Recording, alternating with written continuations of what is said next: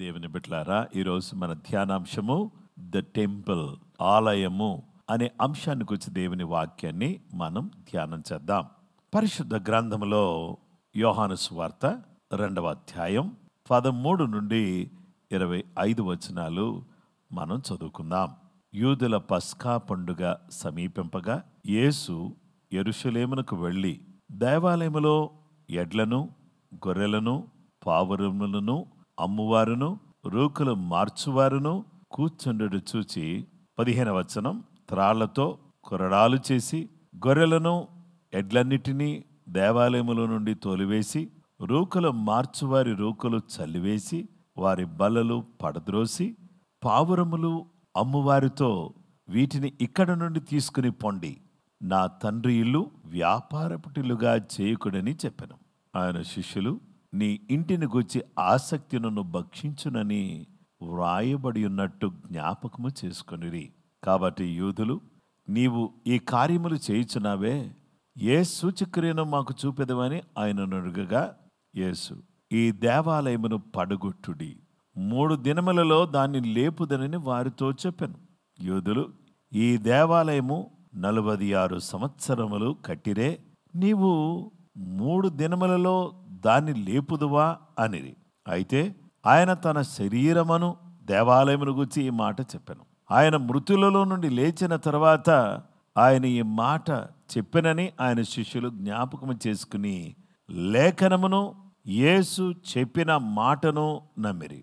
ఆయన పస్కా పండుగ సమయమున యెరూషలేములో ఉండగా ఆ పండుగలో అనేకులు ఆయన చేసిన శుచిక్రియలను చూచి ఆయన నామమందు విశ్వాసముంచరు. అయితే యేసు అందరినీ ఎరిగినవాడు కనుక ఆయన తన్ను వారి వశము చేసుకొనలేదు. ఆయన మనిషిని ఆంతర్యమును ఎరిగినవాడు గనుక ఎవడను మనిషిని గురించి ఆయనకు సాక్ష్యం ఇయ్యనక్కర్లేదు.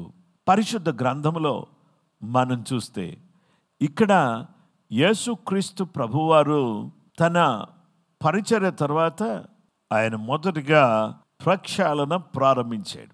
పరిచర్య తరువాత ప్రక్షాళన ప్రారంభించి ఆ ప్రక్షాళన చేయటం కొరకై యెరూషలేము దేవాలయానికి వచ్చాడు. ఆ యెరూషలేము దేవాలయానికి వచ్చినటువంటి ఆ సందర్భం ఏంటి అంటే పస్కా, ద పాసవర్ అనే ఈ సందర్భంలో యేసుక్రీస్తు ప్రభువారు ఆయన యెరూషలేము దేవాలయానికి వచ్చాడు. యోహాను సువార్త 2వ అధ్యాయం 13వ వచనములో యూదుల పస్కా పండుగ సమీపింపగా యేసు యెరూషలేమునకు వెళ్ళి, యేసుక్రీస్తు ప్రభువారు పస్కా పండుగ దగ్గరికి వస్తున్నప్పుడు ఆయన యెరూషలేమునకు వెళ్ళాడు. యెరూషలేము దేవాలయమునకు వచ్చాడు.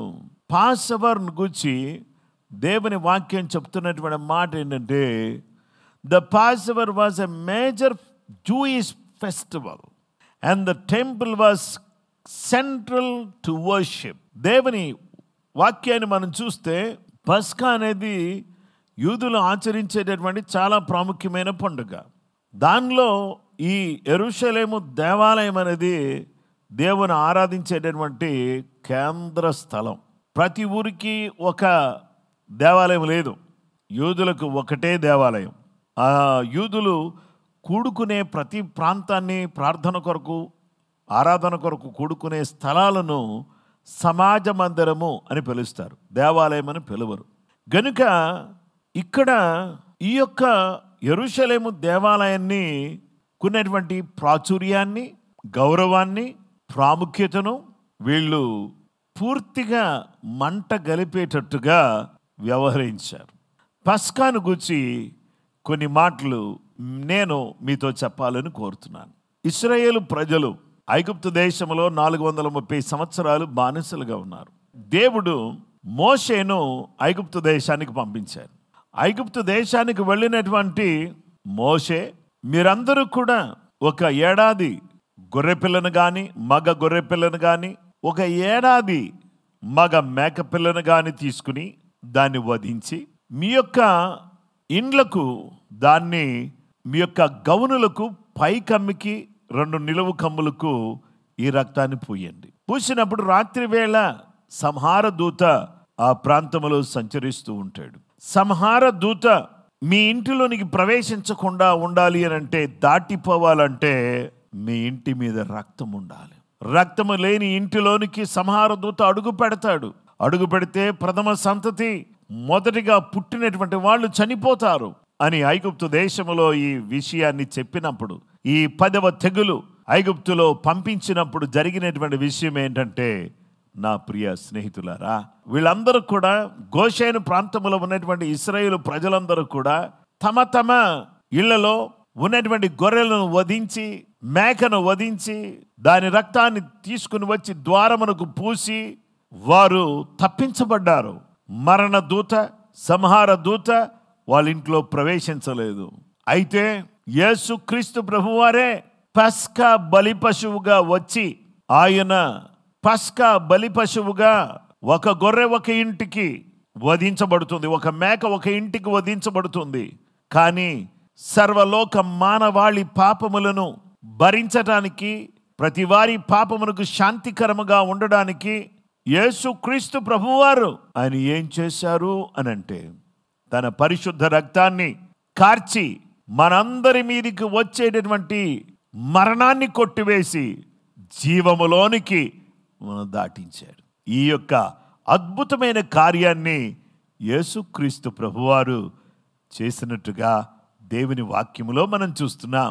పస్కా సమయంలో యేసు మందిరానికి వచ్చాడు. పస్కా ఆచరించినప్పుడు ఇశ్రాయేలు ప్రజలు మరణాన్ని తప్పించుకున్నారు. ఈరోజు మన పస్కా బలి పశువుగా యేసుక్రీస్తు ప్రభువారు మన కొరకు వధించబడ్డాడు. ఆయన రక్తముతో కడగబడినటువంటి వారు రెండవ మరణాన్ని తప్పించుకుని జీవములోనికి దాటి దేవునికి ప్రియమైనటువంటి వ్యక్తులుగా ఉండే చక్కటి అవకాశాన్ని దేవుడు మనకు దయచేస్తున్నాడు. గనుక ఈరోజు యేసయ్యా, నీ రక్తముతో మమ్మల్ని కడగండి, నీ పరిశుద్ధ రక్తముతో మమ్మల్ని కడిగి మా మీద ఉన్నటువంటి ఆ యొక్క మరణాన్ని కొట్టివేయండి ప్రభువా అని ప్రార్థన చేసుకోవలసిన వారిగా మనం అందరం కూడా ఉన్నాం.